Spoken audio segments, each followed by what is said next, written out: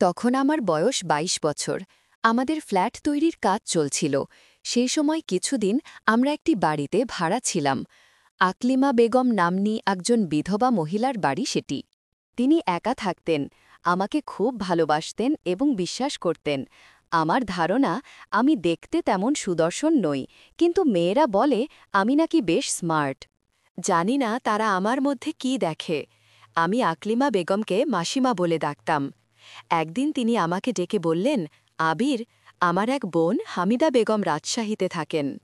অনেকদিন হলো তার কাছে যাওয়া হয়নি। তুমি কি আমাকে সেখানে একটু নিয়ে যাবে বাবা? আমি বললাম, যাব মাসিমা। এরপর তাকে নিয়ে রাজশাহীর দিকে রওনা হলাম। ট্রেন থেকে নেমে আমরা হেতেমখায় অবস্থিত মাসিমার বোনের বাড়িতে পৌঁছালাম। মাসিমার বোন হামিদা বেগমও বিধবা। তার দুটি কন্যা সন্তান রয়েছে, ঐশীর বয়স ২০ এবং শ্রাবণীর ১৮। মাসিমাকে পেয়ে সকলে অত্যন্ত খুশি হলেন। তার বোন তো সমানে কথা বলেই চলেছেন। ঐশী ও শ্রাবণীও কথা বলছিল, কিন্তু আর চোখে আমার দিকে তাকাচ্ছিল। মাসিমা তাদের সাথে পরিচয় করিয়ে দিলেন। এর নাম অন্তিক, ডাকনাম আবির। শুনতে পেলাম শ্রাবণী বলছে, আবির না, ফাজিল। ঐশী কথাটি শুনে মুচকি হেসে শ্রাবণীকে বলল, রাক্ষস খোকন। এরপর মুখে বলল, আবিরদা, ভিতরে আসুন। এভাবেই প্রথম আলাপ সমাপ্ত হল। দুপুরের খাওয়া দাওয়া শেষ হল।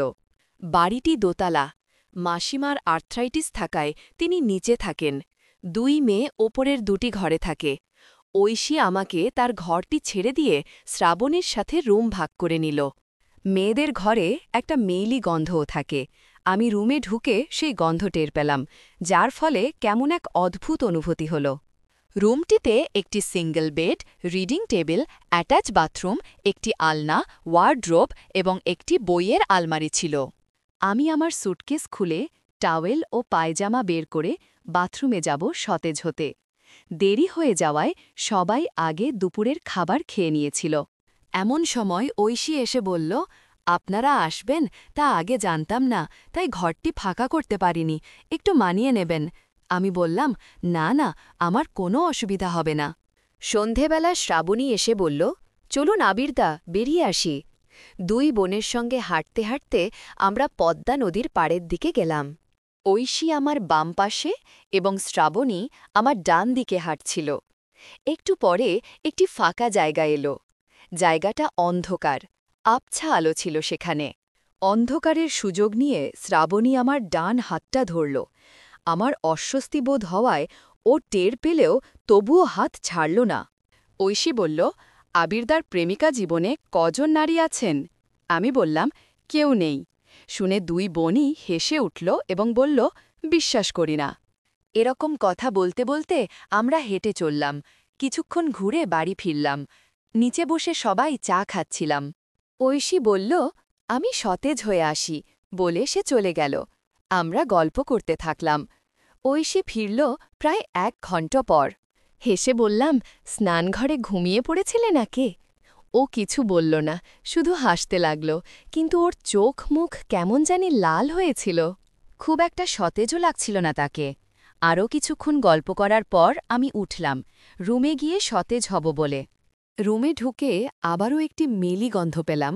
বুঝলাম, সতেজ হতে ঐশী এই ঘরেই এসেছিল। বাথরুমে ঢুকে কথাটি সত্য প্রমাণিত হল। সালোয়ার কামিজের পাশে ছোট পোশাক ঝুলছিল। আমি খুব অবাক হলাম, এগুলো তো ধুয়ে রাখার কথা, আর না হলে ও এখানে রাখবে কেন? নিজেকে সামলাতে পারলাম না, কাপড়গুলো পর্যবেক্ষণ করতে লাগলাম। দারুণ একটি সুগন্ধ ছিল। হঠাৎ কে যেন দরজায় নক করল। এবার কি আপনিও ঘুমিয়ে পড়লেন নাকি? শ্রাবণীর গলা। সে বলল, দিদি ওর কাপড় ফেলে গেছে, আমাকে নিতে পাঠিয়েছে। আমি বললাম, আসছি, দাঁড়াও। তাড়াহুড়ো করে সতেজ হয়ে বাইরে এলাম। দেখি শ্রাবণী দাঁড়িয়ে আছে। আমি বেরোতে সে বলল, কি করছিলেন এতক্ষণ? কাকে ভেবে আদর করছিলেন? আমার কান গরম হয়ে গেল। আমি বললাম, ধুর, এ কি বলছ? সে কিছু না বলে কাপড়গুলো নিয়ে চলে গেল। এমন সময় ঐশীর গলা পেলাম। সে বলল, শ্রাবণী, আবিরদাকে নিয়ে খেতে আয়। রাতের খাবার প্রস্তুত। শ্রাবণী চমকে উঠে কাপড় ঠিক করে নিল। মুচকি হেসে বলল, ডাকাত? আমার শুকনো মুখ দেখে সে বলল, কিছুদিন আছেন তো? সব খাওয়াবো, এখন খেতে চলুন। আমি চোখ মুখে জল দিয়ে নিচে খেতে গেলাম। আকলিমা বেগম বললেন, বাবা, তোমার কোনো অসুবিধা হচ্ছে না তো? আমার বোন স্বামীহারা হওয়ার পর থেকে এই 2 মেয়েকে নিয়ে থাকেন। আমরা হয়তো ঠিকমতো যত্ন আত্তি করতে পারি না। বাবা, ডাল ভাত পেট ভরে খেও। আমি মুখে বললাম, না না মাসিমা, কি বলছেন এসব? আপনি এসব নিয়ে ভাববেন না। খাওয়ার পর যখন হাত ধুচ্ছিলাম, শ্রাবণী হাত ধুতে এলো। ফিস করে বলল, ছাদে যান, আমি আসছি। আমি হাত ধুয়ে রুমে এসে একটি সিগার নিয়ে ছাদে গিয়ে ধরালাম। মিনিট 15 পর শ্রাবণী এলো। শ্রাবণী বলল, শুনুন, এখন হবে না, রাত হলে এসো, দরজা খোলা রাখবেন, আমি আসব। আমি বললাম, আচ্ছা। আর শ্রাবণী মুচকি হেসে চলে গেল। এরপর আমিও কিছুক্ষণ পর ছাদ থেকে নেমে রুমে গেলাম। এতক্ষণে রুমটা ভালো করে দেখার সুযোগ পেলাম। ঘুরে ঘুরে সব দেখলাম। হঠাৎ দেখি বইয়ের আলমারি তার একটি পাল্লা একটু খোলা। প্রথম যখন দেখেছিলাম তখন বন্ধ ছিল মনে আছে। কেউ এটি পরে খুলেছে। অনেক ম্যাগাজিন আছে এবং একপাশে ছোট ছোট পঞ্জিকার মতো অনেক বই। একটি বই নিয়ে খুললাম। নিজের চোখকে বিশ্বাস করতে পারছি না। সবগুলো গল্পের বই, ওরা এগুলো পড়ে?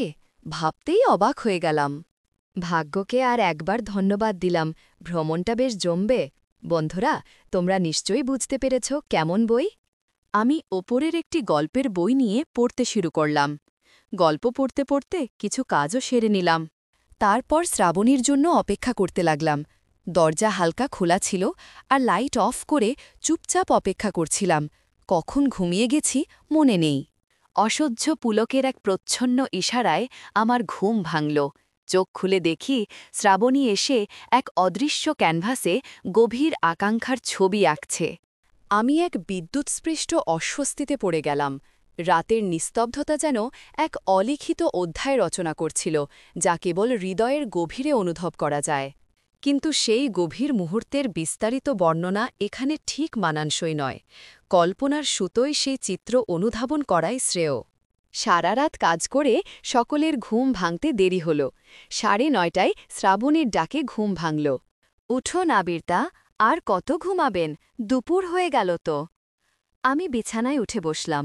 দেখি শ্রাবণী চা আর বিস্কুট নিয়ে এসেছে। আমি ওর হাত থেকে চা নিলাম, সাইড টেবিলে রেখে বাথরুমে গেলাম মুখে চোখে জল দিতে। ফিরে এসে চায়ে চুমুক দিলাম। বললাম, ধন্যবাদ শ্রাবণী, চাটা খুব দরকার ছিল। শ্রাবণী বলল, আজ সারাদিন বাড়িতে কেউ থাকবে না, শুধু আপনি আর আমি। আপনি যা হুকুম করবেন সব করব।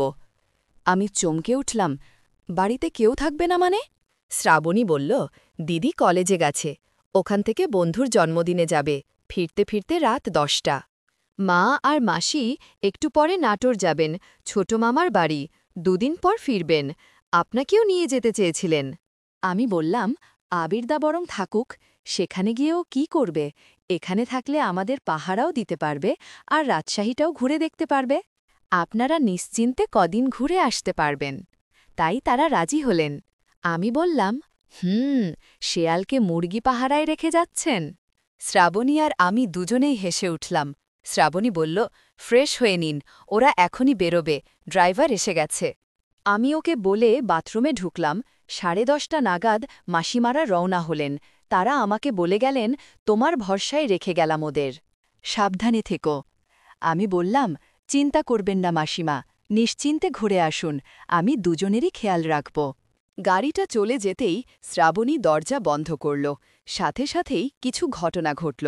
ঘণ্টাখানেক পর দুপুর হয়ে গেছে। দুজনে স্নান করে দুপুরের খাবার খেয়ে নেব। সকাল থেকে দুপুরের খাবার পর্যন্ত আমরা 3 কিস্তিতে কাজ করেছি। এত কাজ করে দুজনে একটু ক্লান্ত হয়ে পড়েছিলাম। তাই দুপুরের খাবারের পর ঐশীর ঘরে, মানে যে ঘরে আমার থাকার ব্যবস্থা হয়েছে, সেখানে দুজনে গল্প করছিলাম। ঐশী ফিরতে এখনও অনেক দেরি, কেবলমাত্র 4টে বাজছে। ঐশী ফিরবে রাত 10টা নাগাদ। আমি বললাম, একটি কথা জিজ্ঞেস করব শ্রাবণী, রাগ করবে না তো? শ্রাবণী বলল, করো, রাগ করব না। বললাম, কতজনের সাথে সময় কাটিয়েছ আমার আগে? শ্রাবণী বলল, এটা কি বলতেই হবে? আমি বললাম, না, তোমার ইচ্ছা হলে নাইবা বলতে পারো।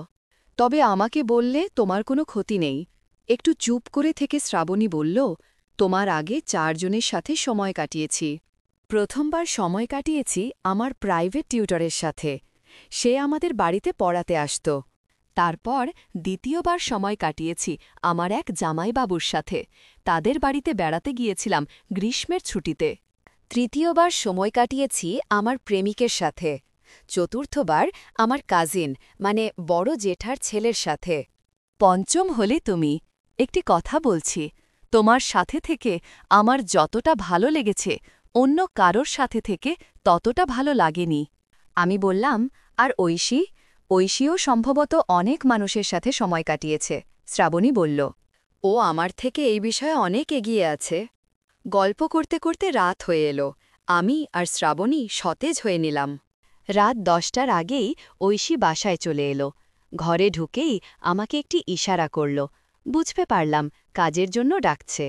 আমিও দ্রুত ঐশীর রুমে চলে গেলাম। এদিকে শ্রাবণী নিজের রুমে বিশ্রাম নিচ্ছিল। বেচারির উপর দিয়ে অনেক ধকল গেছে। আমি ঐশীর রুমে যেতেই দেখি সে একটি হালকা নাইটি পরে বসে আছে। রুমের মধ্যে অনেক অজানা কিছু দেখা যাচ্ছিল।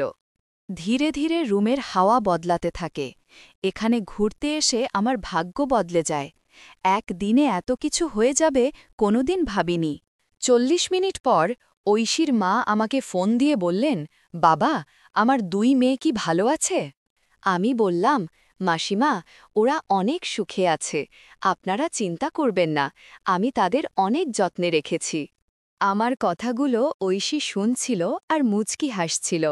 এভাবেই ততদিন সময় কাটতে লাগল যতদিন না আকলিমা বেগম এবং হামিদা বেগম বাড়িতে ফিরলেন।